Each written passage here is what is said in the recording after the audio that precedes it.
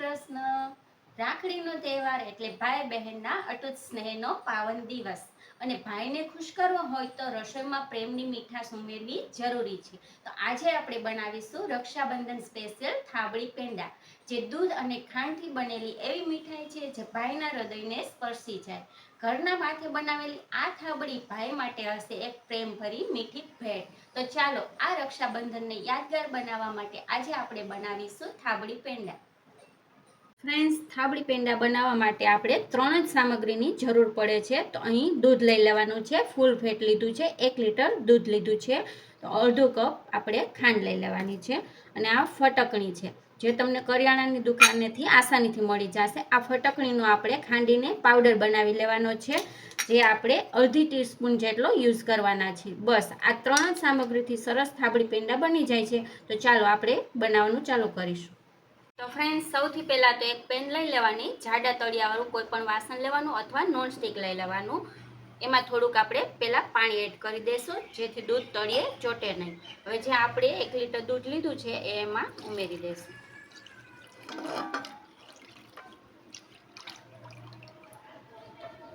હવે આપણે આ દૂધને એક ઉભરો આવે ત્યાં સુધી ગરમ કરવાનું છે, ત્યારબાદ હું તમને આગળ બતાવું. તો ફ્રેન્ડ્સ, તમે જોઈ શકો છો દૂધને આપણે ગરમ કરવા એમને નહીં રાખી દેવાનું, નહીં તો તળિયે ચોટી જશે. તો આ રીતે હલાવતા રહી અને આપણે એક ઉભરો આવે ત્યાં સુધી ગરમ કરવાનું પહેલાં દૂધ. તો તમે જોઈ શકો છો ઉભરો આવવા માંડ્યો છે. આપણે ફટકણી જે મેં બતાવેલી હતી એનો પાવડર પણ ત્યાં સુધીમાં બનાવી લીધો છે અને અડધી ટીસ્પૂન જેટલો લીધો છે. આ પાવડર આપણે એક ઉભરો આવી જાય દૂધનો ત્યારબાદ એમાં એડ કરીશું, કારણ કે આપણે દૂધને ફાડવાનું છે.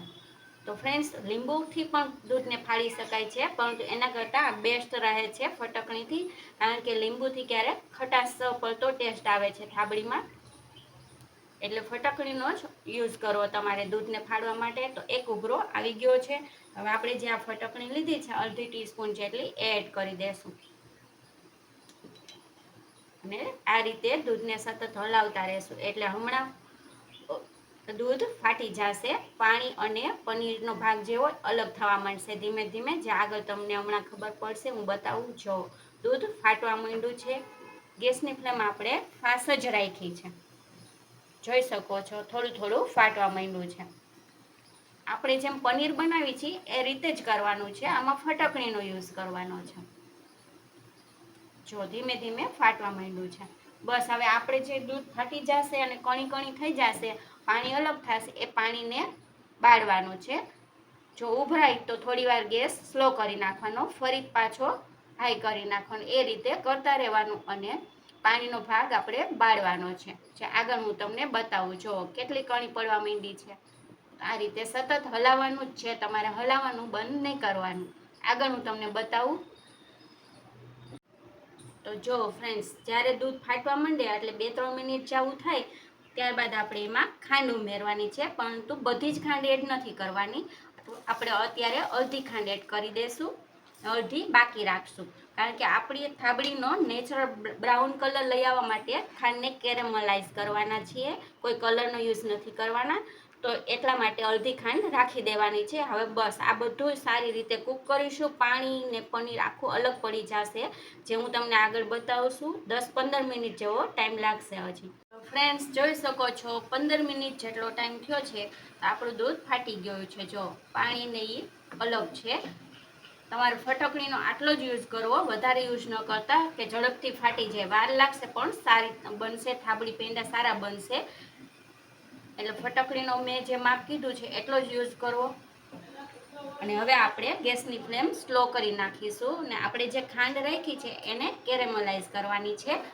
તો એક વાસણ લઈ લેવાનું છે, એમાં એ ખાંડ આપણે આ રીતે છૂટી છૂટી નાખી દઈશું, અને ગેસની ફ્લેમ ચાલુ કરી દઈશું. ધીમા ગેસ ઉપર ખાંડને એમને ઓગળવા દેશું. થોડીક પીગળવા માંડે ત્યારબાદ આપણે એને હલાવીશું, કારણ કે આ જે ખાંડ આપણે કેરેમલાઇઝ કરશું એ આપણે આમાં એડ કરવાની છે. તો એક બાજુ એ રાખી દેવાનું અને આને સતત હલાવતું જ રહેવાનું, જેથી તળિયે બેસી ન જાય. આગળ હું તમને બતાવું ખાંડ જ્યારે કેરેમલાઇઝ થઈ જાય ત્યારે. જો ફ્રેન્ડ્સ, ખાંડ થોડી ઓગળવા માંડી એટલે આ રીતે હલાવતું રહેવાનું. આપણે એકદમ બ્રાઉન કલર નથી કરવાનો, સ્લો ગેસની ફ્લેમ ઉપર જ આપણે ખાંડને ઓગાળવાની છે. સાઈડમાં આ બાજુ પણ હલાવતું રહેવાનું, જેથી તળિયે બેસી ન જાય થોડું દૂધ. ગેસની ફ્લેમ અત્યારે સ્લો કરી નાખી. જ્યારે ખાંડ કેરેમલાઈઝ થઈ જાય ત્યારે હું તમને આગળ બતાવું કે આપણે કેટલી કેરેમલાઈઝ કરવાની છે. ફ્રેન્ડ્સ, જોઈ શકો છો ખાંડ ઓગળી ગઈ છે. તો હવે ગેસની ફ્લેમ બંધ કરી દેશું. બસ આટલી જ આપણે ખાંડનો કલર હોવો જોઈએ, આ ઓગાળેલી ખાંડનો. વધારે બ્રાઉન નહીં કરવાનો, નહીં તો થાબડી પેંડામાં એનો કડવો ટેસ્ટ આવશે. હવે જે આપણે કેરેમલાઈઝ ખાંડ કરી છે એ આમાં થોડી થોડી કરતાં એડ કરવાનું છે. તો થોડું થોડું જ એડ કરવું, કારણ કે જેવું તમે નાખશો ને એટલે ઉભરો આવશે આમાં. આ રીતે થોડું થોડું નાખતા જવાનું ને બધી જ આ ખાંડ એમાં એડ કરી દેવાની છે.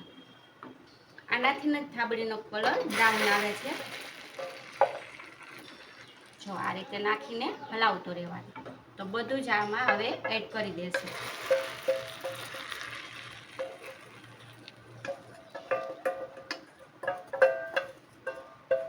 બસ હવે આ બધું ખાંડ આપણે એડ કરી દઈએ ત્યારબાદ સતત એને હલાવતું જ રહેવાનું છે.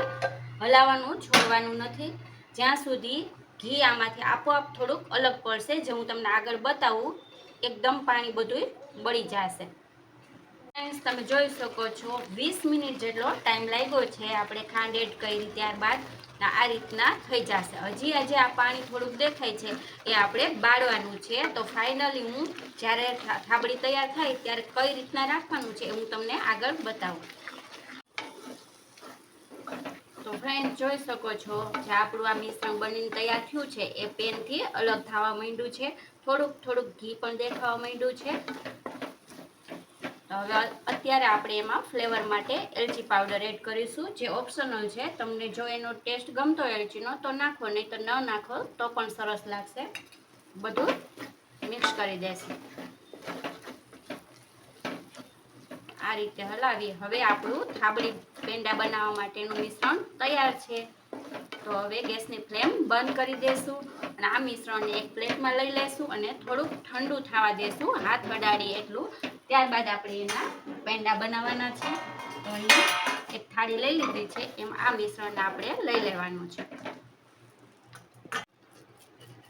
તો એક વાસણમાં આ રીતે બધું લઈ લેવાનું છે ને એને થોડુંક ઠંડુ થવા દેવાનું, આપણે હાથ અડાડી શકીએ એટલું. ત્યારબાદ એના પેંડા બનાવીશું આપણે. તો ફ્રેન્ડ્સ, જોઈ શકો છો હાથ અડાડાય એટલું ઠંડુ થઈ ગયું છે. તો આપણે એમાંથી પેંડા બનાવવાના છે. તો અહીં થોડુંક ઘી લઈ લેવાનું અને ગાર્નિશિંગ માટે પિસ્તા લઈ લીધા છે. તમને જે ગમે એ ગાર્નિશિંગ માટે યુઝ કરી શકો છો, બદામ, કાજુ. તો પહેલાં ઘીવાળો હાથ આપણે થોડોક કરી લેવાનો, જેથી હાથમાં ચોટે નહીં. જે સાઈઝના તમારે પેંડા બનાવવાના હોય એટલું મિશ્રણ હાથમાં લઈ લેવાનું. આ રીતે દબાવી રાઉન્ડ શેપ આપી દેવાનો સરસ.